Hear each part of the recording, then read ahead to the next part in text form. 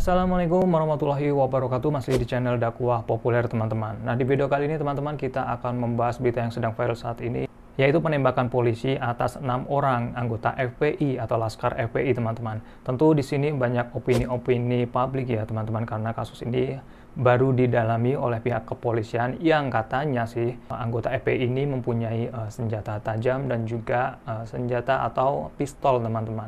Yaitu keterangan daripada kepolisian, tetapi di sini membantah bahwasanya dari pihak FPI anggota FPI tidak dibekali dengan barang-barang tersebut seperti senjata tajam atau pistol. Nah, ini ramai dibicarakan di media sosial, di YouTube, di Facebook, tentu di media-media online lainnya. Tetapi kali ini kita tidak membahas tentang hal tersebut. Tentu banyak berita-berita yang sedang menggoreng, menggodok. Yang pastinya untuk saat ini kasus ini baru didalami dan semoga saja menemukan titik terang dan hukum ini bisa ditegakkan seadil-adilnya teman-teman. Oke, di video kali ini kita akan membahas tentang bagaimana sih reaksi para da'i, para alim atau ulama mendengar hal tersebut, seperti Syekh Ali Jaber, seperti Ustadz Khalid Basalamah dan juga Ustadz Abdul Somad. Bagaimana sih pendapat mereka tentang hal tersebut? Dan nantinya saya akan memberikan cuplikan daripada tanggapan tersebut teman-teman, dan insya Allah akan memberikan manfaat untuk kita. Ya, tentunya bagi teman-teman muslim beragama Islam bisa mengambil hikmah atau ibrah daripada kejadian ini teman-teman. Dan langsung saja teman-teman kita akan menyaksikan video dari Syekh Ali Jaber mengenai hal tersebut, yaitu tentang penembakan 6 anggota FPI yang ditembak oleh pihak kepolisian. Bagaimana sih tanggapan daripada Syekh Ali Jaber? Kita simak videonya. Wa inna ilaihi raji'un. Innalillahi. Saya berturut duka cita kepada keluarga besar FPI, khususnya kepada guru tercinta Al-Habib Muhammad Rizik Syihab, dan lebih khusus lagi kepada keluarga saudara-saudara kami yang ditembak mati, dan mudah-mudahan mereka diterima di sisi Allah Subhanahu wa taala sebagai syuhada. Amin. Dan mudah-mudahan ke dalam kejadian musibah ini kita selalu berdoa, Allahumma ajirna fi musibatina wa akhluf lana khairan minha. Ya Allah, sempurnakan pahala bagi kami terhadap musibah ini dan ganti yang lebih baik. Dan saya sampaikan duka cita kepada keluarga besar saudara-saudara kami yang kami cintai, saudara Faiz Ahmad Syukur, Andi Uktiawan. Ini adalah korban-korbannya ya teman-teman. Riza, Muhammad Suci Khadafi, Lutfil Hakim, ada 6 dan orang. Ahmad Sufyan. Semoga mereka ini diterima di sisi Allah sebagai syuhada, dan keluarganya diberikan oleh Allah kesabaran dan ikhlas menerima ujian ini. Sabar dan ikhlas. Dan mudah-mudahan dengan kejadian ini kita bisa mengambil hikmah dan pelajaran. Jangan sampai terbancing emosi dan timbul fitnah yang lebih besar. Mari kita sama-sama menyatukan dan merapatkan saf kita, bersama-sama mencari solusi melalui komunikasi dan dialog yang baik. Dan saya harap aparat penegak hukum agar menjalankan keadilan yang sebenar-benarnya, dan juga menjalankan keadilan sosial untuk seluruh rakyat Indonesia. Jangan sampai insiden ini membuat masyarakat kebingungan, jadi bingung, malah yang batil jadi hak, yang hak jadi batil. Dan saya harap mudah-mudahan dengan kejadian ini bisa terbongkar motifnya, dan juga bisa menjalankan hukum seadil-adilnya terhadap orang yang terlibat dalam kasus ini, dan mudah-mudahan tidak sampai terulang lagi.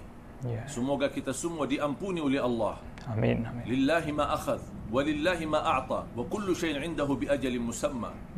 Allahumma ighfir lahum warhamhum. Allahumma ighfir lahum warhamhum wa 'afihim wa'fu 'anhum wa akrim nuzulahum wa wassi' mudkhalahum. اللهم انزل على قبورهم الضياء والنور والفسحة والسرور جازهم بالحسنات إحسانا وبالسيئات عفوا وغفرانا. اللهم تقبلهم شهداء عندك. اللهم تقبلهم شهداء عندك. اللهم تقبلهم شهداء عندك برحمتك يا أرحم الراحمين. الفاتحة. Nah, tadi keterangan dari Syekh Ali Jaber, bagaimana tanggapan daripada Syekh Ali Jaber mengenai 6 orang yang tewas ketika bentrok dengan polisi, teman-teman. Dan Syekh Ali Jaber tentunya meminta hukum ini ditegakkan dengan seadil-adilnya, dan juga untuk umat atau tentunya orang Islam ya, umat Islam atau mukmin, jangan terprovokasi, jangan mudah terpancing emosi. Kita harus hadapi masalah ini dengan sabar, dengan hukum yang berlaku. Semoga pemerintah juga mengenai kasus ini bisa seadil-adilnya memecahkan permasalahan ini, teman-teman ya. Dan selanjutnya kita akan melihat komentar daripada Ustadz Abdul Somad. Bagaimana sih tanggapan Ustadz Abdul Somad atau UAS mengenai hal ini atau hal tersebut? Oke, kita akan simak. Dan ini keterangan dari UAS, teman-teman. Siapa yang membunuh satu orang, maka dia sama seperti membunuh semua orang. Semua orang. Wa man qatala mu'minan muta'ammidan fajaza'uhu jahannam. Siapa yang membunuh orang beriman, maka balasannya adalah neraka jahanam. Itu dalam ajaran Islam. Tidak ada satu agama pun di dunia ini yang mengajarkan membunuh sebagai solusi menyelesaikan masalah. Poin pertama. Poin yang kedua, meminta kepada Komnas HAM untuk mengusut tuntas supaya tidak terjadi fitnah berkepanjangan, untuk mematikan percikan-percikan api di tengah lalang kering. Kalau Komnas HAM bertindak, diusut tuntas apa yang sebenarnya terjadi, maka insya Allah Allah menolong, selesailah masalah. Yang ketiga, kepada seluruh jamaah, seluruh bangsa Indonesia, agar jangan tidak terprovokasi, cerdas berpikir, cerdas bermedsos, dan banyak berdoa kepada Allah. Jangan lupa hidup ini ada yang mengatur. Tidak ada satupun yang luput dari pandangan Allah. Tidak ada satu yang lepas dari pengetahuan Allah. Allah tidak tidur. La ta'khudhuhu sinatun wala naum. Allah tidak mengantuk dan Allah tidak tidur. Terima kasih. Itu dari Ustadz Abdul Somad, teman-teman. Bahwasanya memang untuk umat Islam jangan terprovokasi, jangan mudah terpancing emosi ya, teman-teman. Kita harus selesaikan di jalur yang benar agar kasus ini segera terungkap juga. Siapa sebenarnya yang salah dalam insiden ini ya, teman-teman. Dan yang paling digarisbawahi sangat menyentuh juga daripada statement atau pernyataan Ustadz Abdul Somad tersebut, bahwasanya pembunuhan atau menghilangkan nyawa seseorang tidak akan menyelesaikan masalah ya. Karena memang itu termasuk dosa besar. Terkait dengan dosa besar ini, tentu teman-teman tahu ceramah daripada Ustadz Khalid Basalamah yang pernah menyampaikan, membunuh sesama muslim, apalagi muslim tersebut tidak bersalah ya, ini termasuk dosa besar. Dan apa hukumannya sebenarnya? Dan pastilah tempatnya adalah di neraka jahanam. Dan terlepas dari itu, pernah Ustadz Khalid Basalamah menyampaikan tausiah tentang hal tersebut. Bagaimana seorang muslim atau mukmin yang membunuh mukmin lainnya. Nah, tetapi di ceramah Ustadz Khalid Basalamah ini tidak berkaitan dengan kasus FPI dan tewasnya Laskar FPI. Tewasnya 6 anggota FPI ini ya, teman-teman. Ini adalah ceramah yang sudah lama sih. Dan ini sebagai referensi kita bagaimana seharusnya menyikapi ketika ada permasalahan, bahwa membunuh atau menghilangkan nyawa seseorang tidak akan menjadikan solusi. Ini yang pertama. Yang kedua adalah membunuh adalah salah satu dosa besar, apalagi yang dibunuh adalah orang yang sudah bersyahadat, orang yang mukmin, orang yang mempunyai agama Islam. Dan ini tentunya Allah Subhanahu wa taala sangat murka ya. Apa yang telah disampaikan Ustadz Khalid Basalamah ini, semoga kita bisa mengambil hikmahnya juga. Kita akan menyimak daripada tausiah Ustadz Khalid Basalamah. Kita simak. Itu kurang lebih contoh-contoh kronologis tentang jenis-jenis orang yang membunuh atau dibunuh yang tidak sadar kadang-kadang, tapi itu termasuk dalam bahasan kita. Kemudian ada tingkatan membunuh. Tingkatan yang paling berat dalam membunuh adalah membunuh orang yang beriman. Paling berat ini, teman-teman. Membunuh orang yang beriman. Jadi orang yang beriman kepada Allah Subhanahu wa taala, ahli ibadah, terus dibunuh sama dia. Dan bunuh ini bisa secara langsung atau dia menyuruh orang lain atau menjadi penyebab. Sehingga celakalah orang tersebut terbunuh. Maka ini dosa yang paling besar berhubungan dengan masalah membunuh ini. Allah menyebutkan di dalam surah An-Nisa ayat 93.